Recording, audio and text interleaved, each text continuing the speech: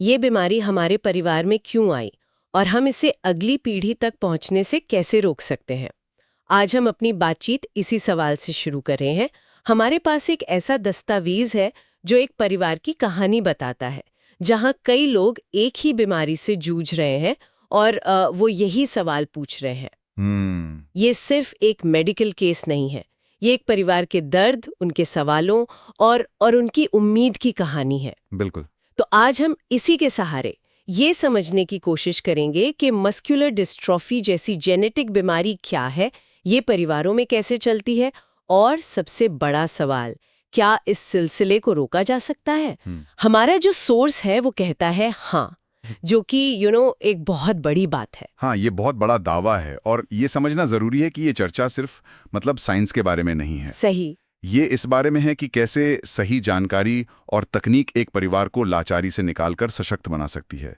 ये डर को जिम्मेदारी में बदलने का सफर है। कहानी की शुरुआत ही बहुत बहुत इमोशनल है। जब एक ही घर में 3 बहनें और एक भाई एक ही तरह की कमजोरी से गुजर रहे हों, तो जाहिर है मन में यही आएगा कि हमारे साथ ही ऐसा क्यों हो रहा है। हाँ, या हमारी वंश रेखा में ऐसी क्या गड़बड़ी हो गई। एग्जैक्टली। और यहीं पर सबसे पहली और जरूरी बात समझने की है, जैसा कि सोर्स भी साफ करता है, इसमें किसी की कोई गड़बड़ी या गलती नहीं है। मस्कुलर डिस्ट्रोफी या जैसे इस परिवार में कोलेजन 6 मायोपैथी है, ये कोई छूत की बीमारी नहीं है। ये किसी के साथ रहने खाने पीने से नहीं फैलती। ओके। ये बस जीन्स में हुआ एक बहुत छोटा सा बदलाव है, एक म्यूटेशन जो अनजाने में माता पिता से बच्चों में चला जाता है। अच्छा, सोर्स में एक बात है जो मुझे थोड़ा कंफ्यूज करती है। वो कहते हैं कि कभी कभी माता पिता बिल्कुल स्वस्थ दिखते हैं, लेकिन फिर भी बीमारी बच्चे में आ जाती है। हाँ। और कभी कभी बीमारी एक पूरी पीढ़ी को छोड़कर अगली में नजर आती है। ये कैसे होता है? ये जेनेटिक बीमारियों की सबसे दिलचस्प पहेली है और इसका जवाब वाहक या कैरियर होने के कॉन्सेप्ट में छिपा है। कैरियर? हाँ, कैरियर होने का मतलब है कि आपके शरीर में बीमारी वाला जीन तो है, लेकिन वो अपना असर नहीं दिखा रहा। इसलिए आप में कोई लक्षण नहीं है, आप बिल्कुल स्वस्थ हैं। अच्छा। लेकिन आप उस जीन को अपने बच्चों में पास कर सकते हैं। तो अगर माता और पिता दोनों कैरियर हैं और दोनों से ही बच्चे को वो डिफेक्टिव जीन मिल जाए, तब बच्चा बीमार हो सकता है? बिल्कुल सही। और इसी वजह से कई परिवारों में, जैसा इस केस में है, 2, 3 या 4 सदस्य भी एक साथ इस मुश्किल से गुजरते हैं। ये किसी की गलती नहीं, ये सिर्फ जेनेटिक्स की एक संभावना है जो सच हो गई। ठीक है, तो इसे रोकने के बारे में बात करने से पहले क्या हम थोड़ा ये समझ सकते हैं कि ये बीमारी असल में है क्या? मस्कुलर डिस्ट्रॉफी शरीर के साथ करती क्या है? जरूर। देखिए, मस्कुलर डिस्ट्रॉफी किसी एक बीमारी का नाम नहीं है, यह असल में जेनेटिक मसल डिसऑर्डर्स का एक पूरा ग्रुप है। अच्छा, एक ग्रुप है। हाँ, और इन सभी में एक चीज कॉमन है, समय के साथ मांसपेशियों का कमजोर होते जाना।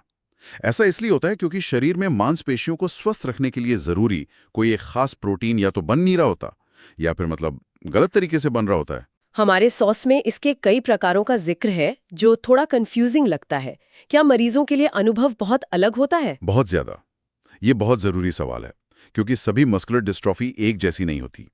एक तरफ ड्यूशेन मस्कुलर डिस्ट्रॉफी यानी DMD है, जो बहुत गंभीर होती है और ज्यादातर छोटे लड़कों को होती है। वहीं दूसरी तरफ ओकुलोफेरिंजियल MD है, जो 40-50 की उम्र के बाद शुरू होती है और जिसका असर सिर्फ पलकों और निगलने की क्षमता पर पड़ता है। अरे वाह, मतलब ये एक बीमारी नहीं बल्कि एक ही नाम के नीचे कई अलग अलग दुश्मन हैं। बिल्कुल। और यही सबसे बड़ी चुनौती है। दशकों तक परिवारों को बस इतना बता दिया जाता था कि आपके बच्चे को मस्कुलर डिस्ट्रॉफी है। लेकिन ये जानना कि वो DMD है, LGMD है या कोई और, ये बहुत जरूरी है, क्योंकि इन सब के पीछे अलग अलग जीन होते हैं, इनके बढ़ने की रफ्तार अलग होती है। तो सही प्रकार की पहचान करना वो समाधान की तरफ जाने वाले सही रास्ते पर पहला कदम है। 1 मिनट, तो सोर्स ये कह रहा है कि इस जेनेटिक कहानी को, इस सिलसिले को बदला जा सकता है, कि ये कोई किस्मत नहीं है जिसे बस मान लिया जाए। हाँ। ये तो बहुत बड़ा दावा है। मैं सच में जानना चाहती हूँ कि ये कैसे संभव है। हाँ, और यही इस पूरी चर्चा का सबसे उम्मीद भरा हिस्सा है। सोर्स एक पूरा वैज्ञानिक रोड मैप देता है। ये कोई एक जादुई गोली नहीं है, बल्कि एक सिस्टमैटिक प्रोसेस है जो कंट्रोल वापस परिवार के हाथों में देती है। तो इस रोड मैप का पहला कदम क्या है? पहला और सबसे जरूरी कदम है जेनेटिक टेस्टिंग। सोर्स इसे सच्चाई की ओर पहला कदम कहता है। Genetic testing. हाँ, वेस या एमडी जीन पैनल जैसे टेस्ट से ये पता लगाया जाता है कि परिवार में समस्या की जड़ कौन सा सटीक म्यूटेशन है। ये उस खास जेनेटिक कोड को पकड़ने जैसा है जो पूरी कहानी लिख रहा है। ठीक है, तो परिवार ने टेस्ट करवा लिया, उनके हाथ में एक रिपोर्ट है। ज्यादातर लोगों के लिए तो वो बस कंफ्यूजिंग मेडिकल शब्दों से भरा एक कागज होगा। सही बात है। उस डेटा को एक असली प्लान में कैसे बदलते हैं? क्या यहीं पर जेनेटिक काउंसलर की भूमिका आती है? मुझे लगता है कि बहुत से लोग शायद इस स्टेप को छोड़ना चाहेंगे। और यहीं पर सबसे बड़ी गलती हो सकती है। जेनेटिक काउंसलिंग सिर्फ रिपोर्ट पढ़ने से कहीं ज्यादा है। ये एक टर्निंग पॉइंट है। कैसे?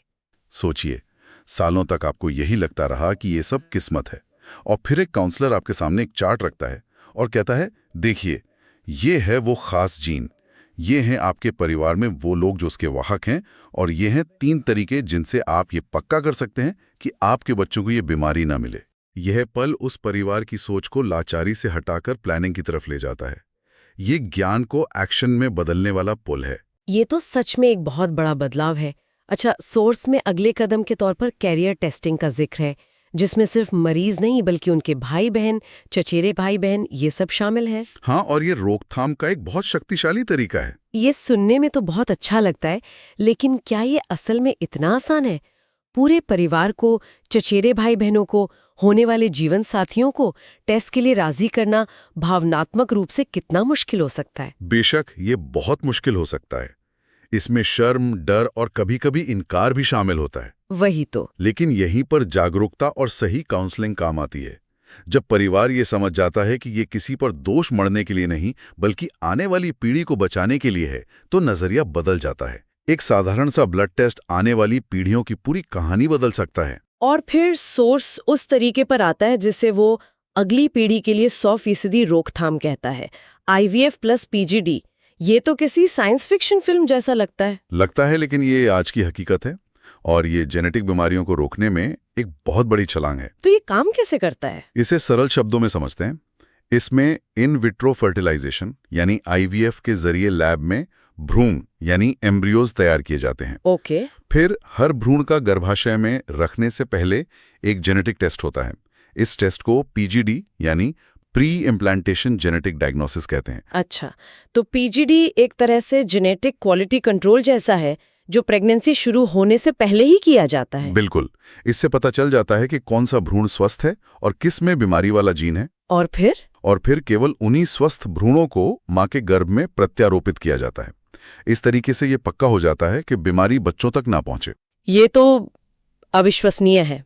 ये सोचना कि आप एक पीढ़ीगत बीमारी को अपने परिवार की वंश रेखा से हमेशा के लिए मिटा सकते हैं, ये एक बहुत बड़ी जिम्मेदारी वाला फैसला होगा। बहुत बड़ी जिम्मेदारी है, लेकिन ये एक अभूतपूर्व अवसर भी है। उस परिवार के बारे में सोचिए जिसका हमने शुरुआत में जिक्र किया था। इस तकनीक का मतलब है कि उनके बच्चे दशकों में पहली पीढ़ी हो सकते हैं जो इस बीमारी के साये से पूरी तरह आजाद हों। सोर्स में एक और विकल्प का जिक्र है, प्रीनेटल टेस्टिंग। ये PGD से कैसे अलग है? प्रीनेटल टेस्टिंग जैसे CVS या एमनियोसेंटेसिस, ये प्रेगनेंसी के दौरान की जाती है, आमतौर पर 11वें या 12वें हफ्ते के आसपास। ओके, तो प्रेगनेंसी होने के बाद? हाँ, इससे ये पता चलता है कि गर्भ में पल रहे बच्चे में वो जेनेटिक म्यूटेशन है या नहीं है, या माता पिता को एक स्पष्टता देता है और उन्हें सोचने, समझने का और सही फैसला लेने का मौका मिल जाता है। जबकि PGD प्रेगनेंसी से पहले ही बीमारी को रोक देता है। इस पूरी बातचीत में सोर्स की एक लाइन बार बार मेरे दिमाग में गूंज रही है, ये बीमारी हमारी गलती नहीं है, लेकिन इसे रोकना हमारी जिम्मेदारी है। यही इस पूरी चर्चा का सार है। इसका मकसद किसी को दोषी महसूस कराना नहीं है, बल्कि ये एहसास दिलाना है कि आज हमारे पास हालात को बदलने की ताकत है। विज्ञान ने हमें वो ज्ञान और साधन दिए हैं जिससे हम अपने परिवार की कहानी की दिशा बदल सकते हैं। जो दर्द हमारी पीढ़ी ने सहा वो अगली पीढ़ी की नियति ना बने, ये चुनाव अब संभव है। और आज हमारे पास इसके लिए सब कुछ है, विज्ञान, जागरूकता, genetic testing, IVF plus PGD, counselling, लेकिन इन सबसे बढ़कर हमारे पास जानकारी है। ये जानना कि कुछ किया जा सकता है अपने आप में एक बहुत बड़ी ताकत है। बिल्कुल। और सोर्स हमें यह भी याद दिलाता है कि ये लड़ाई सिर्फ शारीरिक नहीं है, ये भावनात्मक है, ये पूरे परिवार की है। डर, उम्मीद, साहस, सब कुछ साझा होता है। कई बार परिवार के लोग अपराध बोध महसूस करते हैं। ये सोचते हैं कि ये उनकी वजह से हुआ। सही बात है। पर यह समझना जरूरी है कि ये किसी के नियंत्रण में नहीं था। पर अब इस अंधेरे के बीच एक सवाल रोशनी की तरह आता है, क्या हम इसे आगे जाने से रोक सकते हैं? और जवाब है हाँ, हम बिल्कुल रोक सकते हैं। तो इन सब का क्या मतलब है? इसका मतलब ये है कि एक जेनेटिक बीमारी की कहानी को दोबारा लिखा जा सकता है। ये बीमारी भले ही हमारे खून में हो, लेकिन इस सिलसिले को यहीं खत्म करने की ताकत अब हमारे हाथों में है। ये नियति को चुनौती देने जैसा है। और मेरे हिसाब से यही एक परिवार की असली जीत है। ज्ञान और विज्ञान का इस्तेमाल करके अपनी अगली पीढ़ी के लिए पीड़ा नहीं बल्कि ताकत, स्वास्थ्य और आजादी की विरासत छोड़ना। वाह! ये किसी भी जमीन जायदाद की विरासत से कहीं ज्यादा कीमती है। आज की ये चर्चा एक विचार छोड़ जाती है। सोर्स एक आनुवांशिक बीमारी को रोकने की जिम्मेदारी की बात करता है। ये एक बड़ा सवाल खड़ा करता है। जैसे जैसे वैज्ञानिक ज्ञान बढ़ रहा है, पारिवारिक जिम्मेदारी और विरासत के बारे में हमारी समझ कैसे बदल रही है, सिर्फ आनुवंशिकी से परे भी।